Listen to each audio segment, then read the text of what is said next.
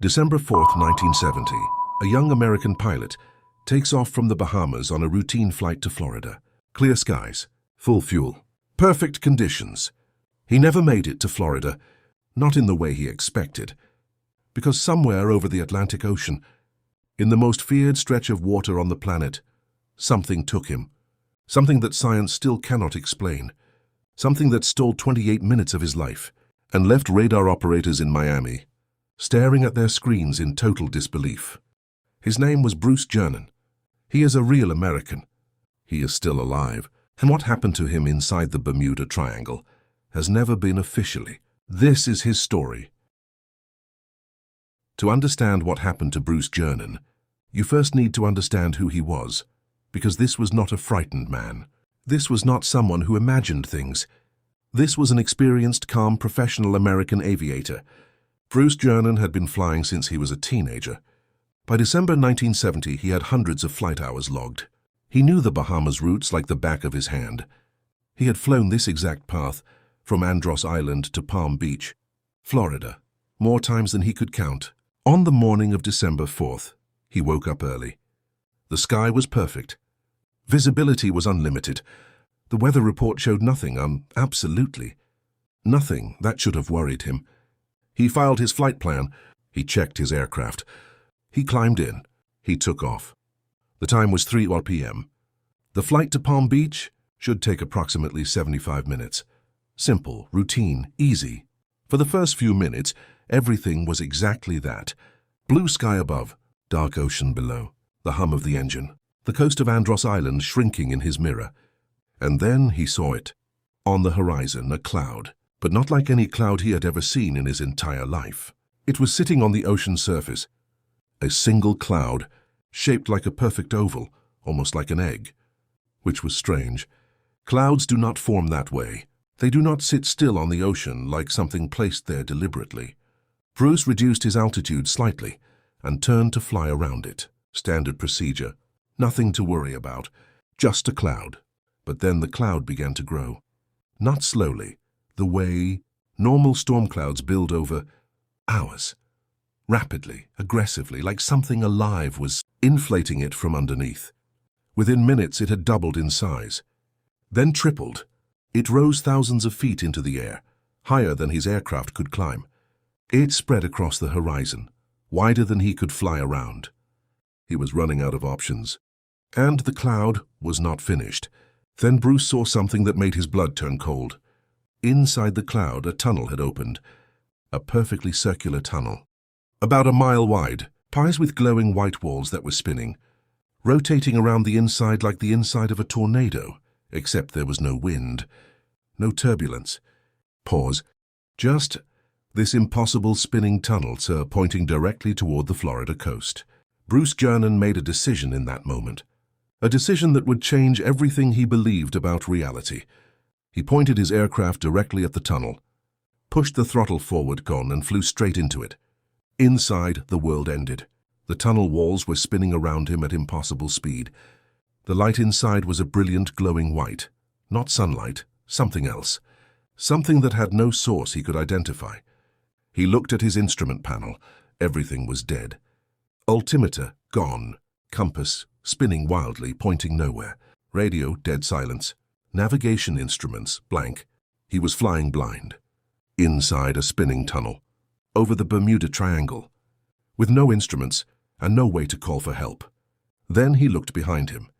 The tunnel was closing. The walls were contracting, shrinking. Sealing shut behind his aircraft, like a mouth closing. Within seconds, the opening he had flown through was completely gone, sealed, like it had never existed. He was trapped completely, totally alone. Bruce later said, and these are his exact words, "I felt like the universe had swallowed me whole. There was no up, no down, no direction, just the white glow and the spinning walls, and the feeling that time itself had stopped." He gripped the controls. He forced himself to breathe. He kept the plane level by instinct alone, and he flew, because flying forward was the only choice he had left. And then he was out. Blue sky sunlight, the open ocean below him, the tunnel, gone. The cloud had gone like it had never existed at all. Bruce exhaled. His hands were shaking. But he was alive. His instruments slowly came back online one by one. His radio crackled back to life. He took a breath, looked out the window, and froze. Below him was Miami Beach. Not the open ocean. Not the Bahamas. Not even the halfway point of his journey. Miami Beach, his destination. He was already there. His mind raced to make sense of it. He looked at his watch. 47 minutes had passed since takeoff. 47 minutes. A flight that should take 75 minutes minimum. A flight that covered 250 miles. Done in 47 minutes. He looked at his fuel gauge. The fuel showed exactly what a 47-minute flight would use. Not a 75-minute flight. 47 minutes of fuel was gone, matching his watch exactly. But the distance was impossible. He grabbed his radio, called Miami Approach Control. They responded immediately. He asked them to confirm his position. They confirmed it. He was directly over Miami Beach. But here is where it gets truly disturbing. Miami radar operators later confirmed something that should have been impossible. On their radar screens, Bruce Gernon's aircraft had simply appeared. Not approached from the east, not tracked from the Bahamas. Just appeared out of nowhere, already over Miami. With no flight path leading to that position, on their screens he had materialized. Bruce landed safely at Palm Beach Airport. His hands were still shaking when he climbed out of the cockpit. He sat on the tarmac for a long time, just breathing, trying to understand what had just happened to him. Then he did what any responsible pilot would do. He reported it. Every single detail. The cloud, the tunnel, the dead instruments, the impossible timeline, all of it. The FAA opened an investigation. They examined his logbook, his fuel records, the radar data, the flight plan. Everything matched Bruce's account. The numbers confirmed the impossible. A 250-mile flight, completed in 47 minutes, by an aircraft that physically could not travel that fast. Their official conclusion? Undetermined. Case closed. No explanation. No follow-up.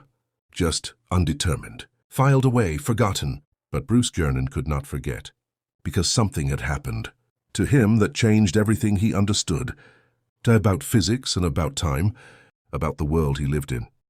And nobody was giving him answers. So he started searching for them himself. The fuel showed exactly what a 47-minute flight would use. For the next 3 decades, Bruce Gernon dedicated his life to understanding what happened on December 4th, 1970. He interviewed other pilots. He contacted scientists. He collected every reported incident in the Bermuda Triangle he could find, looking for patterns, looking for answers. And he found something extraordinary. He was not alone.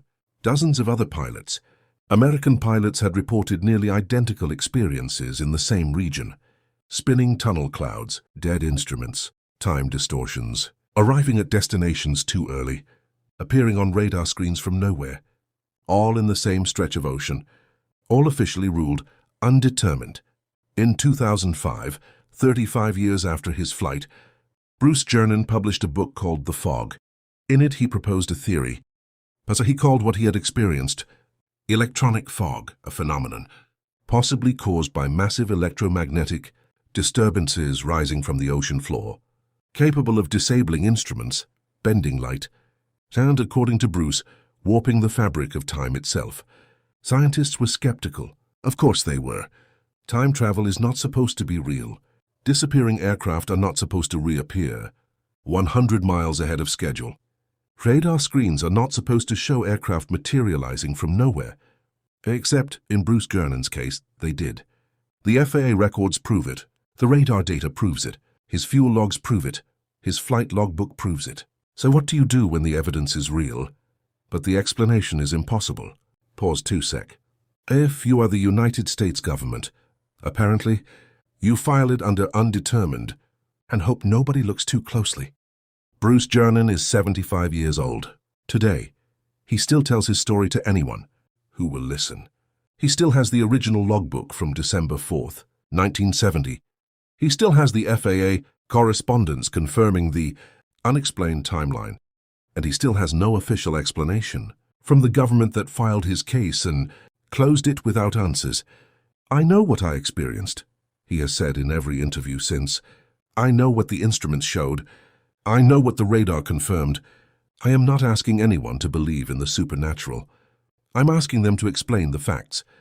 Because in 55 years, nobody has.